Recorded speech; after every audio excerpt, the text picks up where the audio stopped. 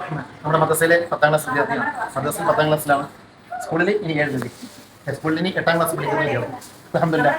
എന്തായാലും അബ്ദുറഹ്മാൻ ഇവിടെ ഉദ്ദേശിക്കുന്നത് ഒരു ഹജ്ജ് ചെയ്യുമ്പോൾ എന്തൊക്കെയാണ് ചെയ്യുന്നത്, എങ്ങനെയാണ് ഒരു ഹജ്ജ് കർമ്മം പൂർത്തിയാകുന്നത് എന്ന് പടം വരച്ച് അതിനെക്കുറിച്ച് വിശദീകരിച്ച് എഴുതി ഒരു ചാർട്ടിൽ അതിന്റെ കണ്ടന്റൊക്കെ എഴുതി വളരെ മനോഹരമായിട്ട് തയ്യാറാക്കിയതാണ്. അപ്പോൾ ഇൻഷാ അല്ലാഹ് ആദ്യം അബ്ദുറഹ്മാൻ്റെ അടുത്ത് തന്നെ ചോദിക്കാം. എക്സ്പ്ലെയിൻ ചെയ്യൂ.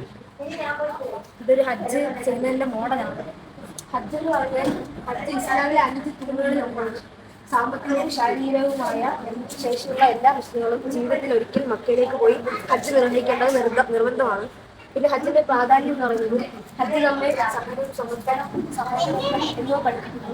ലോകത്തിന്റെ വിവിധ ഭാഗങ്ങളിൽ മുസ്ലിങ്ങൾ ഒരേ വസ്ത്രത്തിൽ ഒന്നിച്ചെത്തുന്നത് എല്ലാവരും അള്ളാഹുവിന്റെ മുന്നിൽ ഒരുപോലെയാണ് പഠിപ്പിക്കുന്നത്.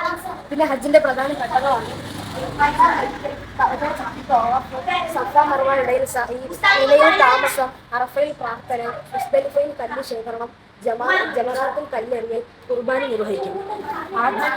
ആദ്യം ദിവസം തന്നെ ഓരോ ഹാജിമാരും ഇഹ്റാം ധരിക്കേണ്ടതുണ്ട്. പുരുഷന്മാർ 2 തുണികളും സ്ത്രീകൾ ലളിതമായ ഒരു വസ്ത്രമാണ് ധരിക്കേണ്ടത്. 2ാം ദിവസം കഅബയെ 7 പ്രാവശ്യം ചുറ്റി തവാഫ് ചെയ്യുക. 3ാം ദിവസം അറഫ മലയ്ക്കും മർവ മലയ്ക്കും ഇടയിലൂടെ 7 പ്രാവശ്യം നടക്കുക. അതിന് നമ്മൾ സഅയ് എന്നാണ് പറയുന്നത്.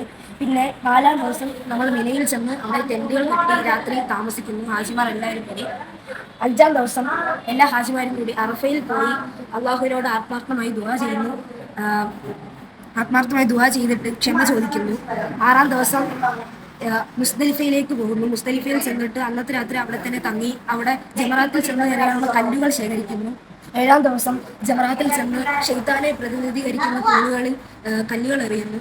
അവസാന ദിവസം അതായത് 8ാം ദിവസം ഈദുൽ അദ്ഹ ആയിട്ട്, അതായത് ദുൽഹിജ്ജ 10 ഈദുൽ അദ്ഹ ആണ്. അതിന് ഹാജിമാർ കുർബാന നിർവഹിക്കും.